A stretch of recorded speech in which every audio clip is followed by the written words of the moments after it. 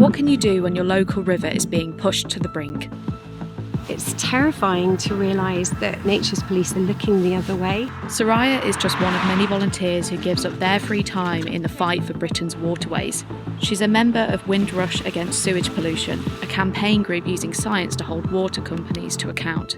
Let's find out why. So we're just a couple of 100 metres up from where the Windrush finishes its journey and flows into the Thames. And we're about a kilometre downstream from the last of the 6 treatment works. And I think what we're seeing here is a really interesting example of eutrophication. So a river that is overloaded with nutrients. This should be a gin clear river. The gravel should be golden. And as you can see today, it's coated, it's brown, it's grey, it's almost black in places with algae. This is utterly devoid of any kind of healthy plant life. It makes me angry beyond belief that something that is so vital to both our health and the health of the environment around us is being neglected. It's terrifying to realise that the people you thought were there to help protect something so precious are not actually doing their job. It seems to me Nature's Police are looking the other way. And I think there's no other way to respond other than to jump in and if they're not going to do that job of working out what the problem is, then as citizens we have to. Now driving up towards Stanlake sewage treatment works. It's about a kilometre from where we were, and we're going to go in and have a look at the outfall there. I never thought I'd own a pair of these.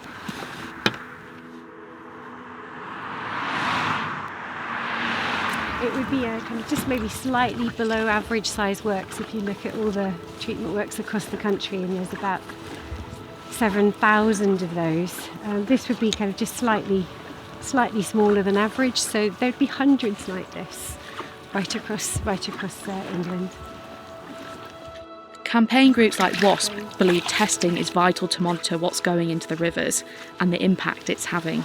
So we can take some samples from the outfall. We're going to take a look at phosphate, nitrate and ammonia levels. Nutrients in a small amount are a good thing, but if you put too many of them into a river or into a lake, you get an overgrowth of algae that chokes the plants. You get sediment coating the gravel, and it impacts the entire ecosystem. It blocks light, plants die, you lose the invertebrates, you lose the fish, and these changes are very telltale of an overload of nutrients. As far as I know, this isn't spilling right now, so technically this works is behaving as it should, but I'm not sure that as it should is anywhere near good enough. Yeah, this is treated waste, so what is in there is, well, hopefully we'll get a better idea when we do some of our testing, but treating sewage doesn't mean that all the nasties are taken out.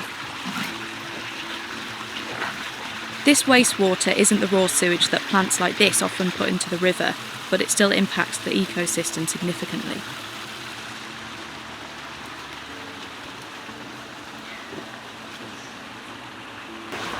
So I'm going to do a phosphate test first. So we use these little handheld pocket checkers. So that's flashing 2.5.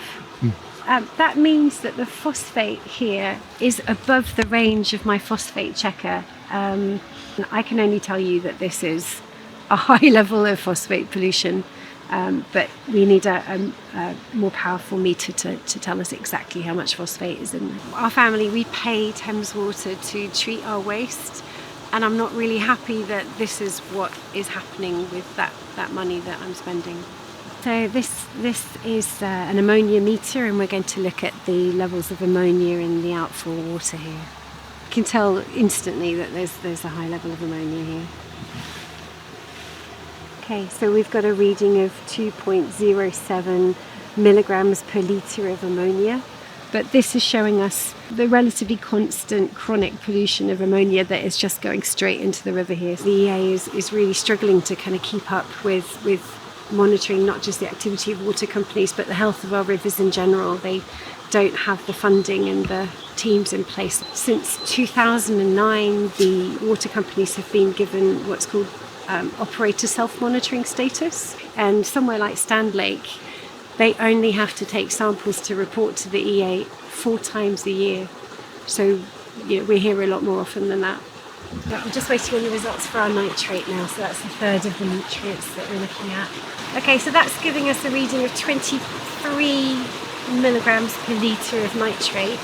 Nitrate is a really important nutrient to think about when we're talking about overloading of our waterways. It's something that farmers come under a huge amount of pressure for, and yet there is absolutely no limit on nitrate for any wastewater treatment works in this country.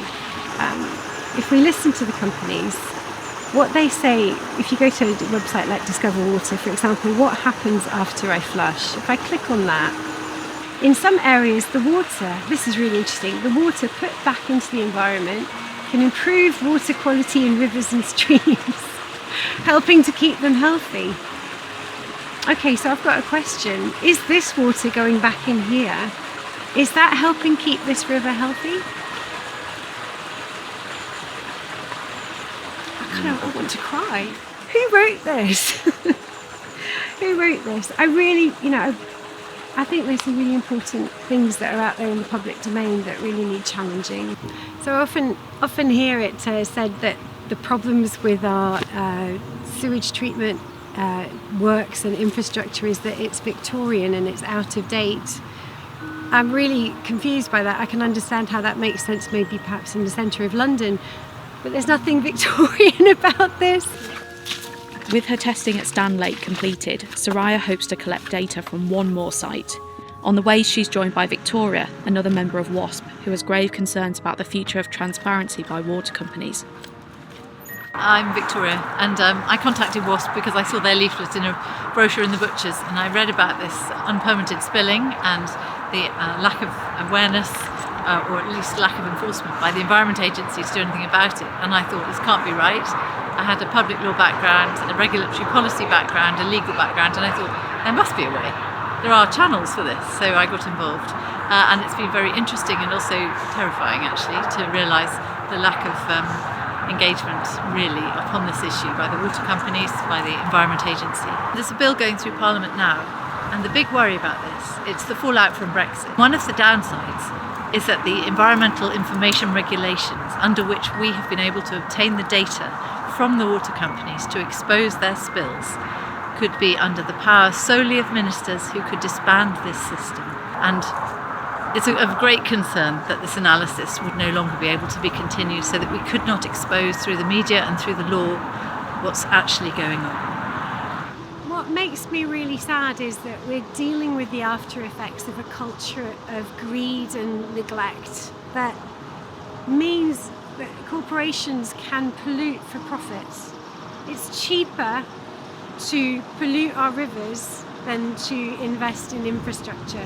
And the other reality is that all the legislation we need to prevent this kind of pollution already exists. We don't need any new laws. We need enforcement of what is already there.